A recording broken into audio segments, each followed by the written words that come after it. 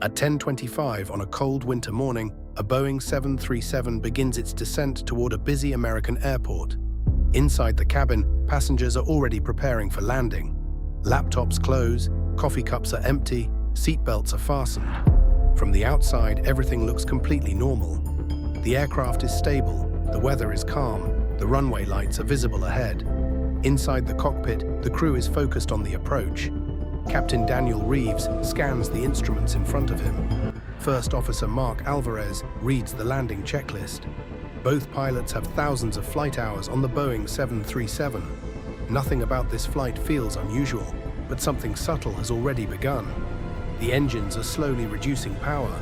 Not suddenly, not dramatically, just enough to matter. The system controlling the engines is called autothrottle.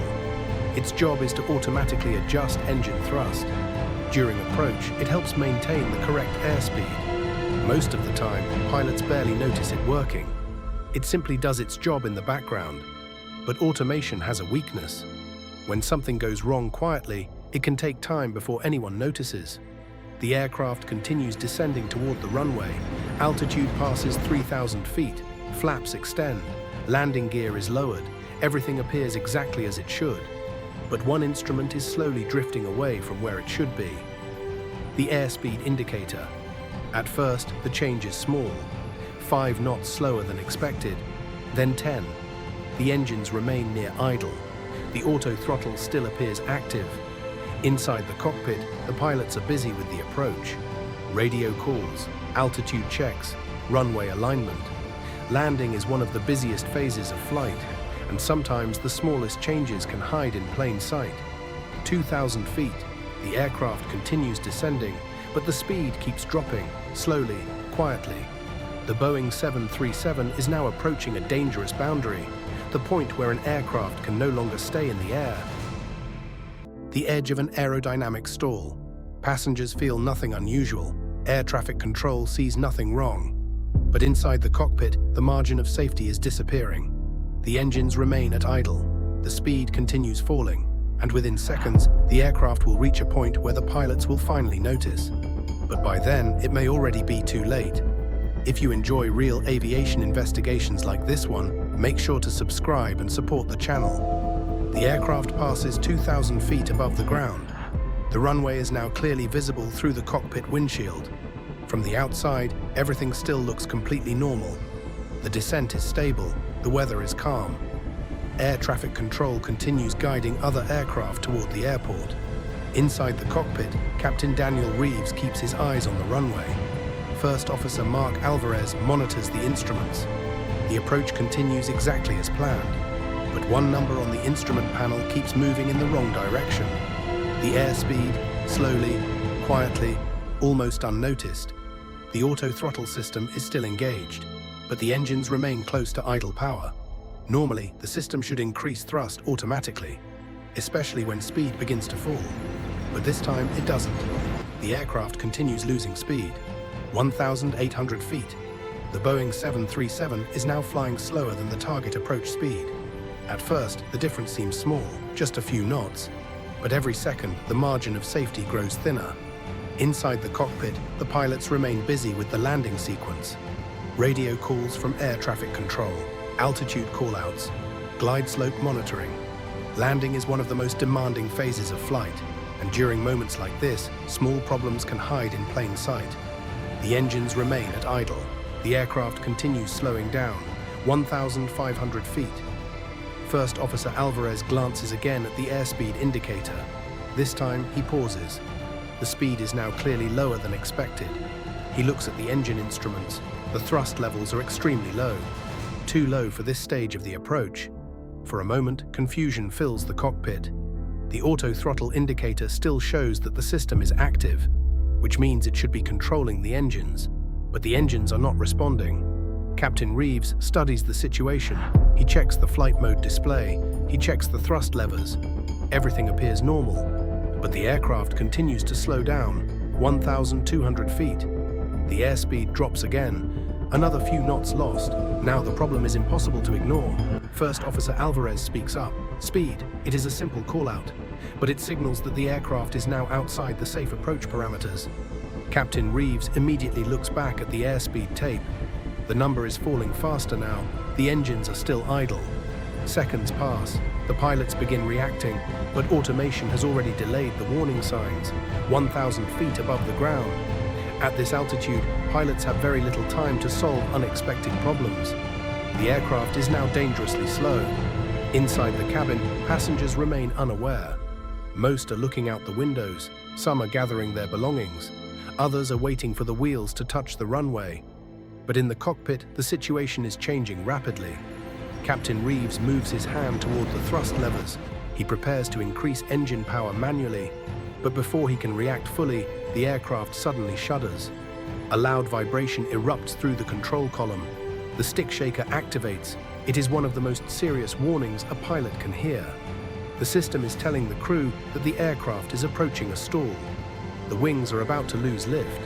First Officer Alvarez immediately pushes the thrust levers forward. The engines begin to respond, but jet engines need time, several seconds, and right now the aircraft is running out of both speed and altitude. The nose of the aircraft begins to rise slightly. Lift continues disappearing. The Boeing 737 is now only a few hundred feet above the ground. Inside the cabin, passengers finally feel something unusual. A sudden vibration, a strange shaking in the floor. Some people look around in confusion. In the cockpit, the pilots fight to recover control, but the aircraft has already crossed a dangerous boundary. The margin of recovery is almost gone. The stick shaker continues to rattle through the cockpit. The control column shakes violently. Captain Reeves immediately understands the danger. The aircraft is entering a stall. First Officer Alvarez pushes the thrust levers fully forward. The engines begin to accelerate, but jet engines need several seconds to produce full power. And the aircraft is already too slow. 800 feet. The nose begins to rise slightly. That makes the situation worse. When an aircraft slows too much, the wings cannot generate enough lift. The only solution is simple, but difficult in the moment. Lower the nose, increase speed. Captain Reeves pushes the control column forward. The aircraft begins to descend faster, 700 feet. The engines are still building power, but the stall warning continues. The stick shaker keeps vibrating. Inside the cabin, passengers now clearly feel the shaking. Some people grip their armrests, others look toward the wings. Something feels wrong. Back in the cockpit, the airspeed is still dangerously low. The aircraft is only seconds from the ground, 600 feet, 500. The engines finally begin producing more thrust, but the aircraft has already lost too much energy. The descent rate increases. The ground is approaching quickly.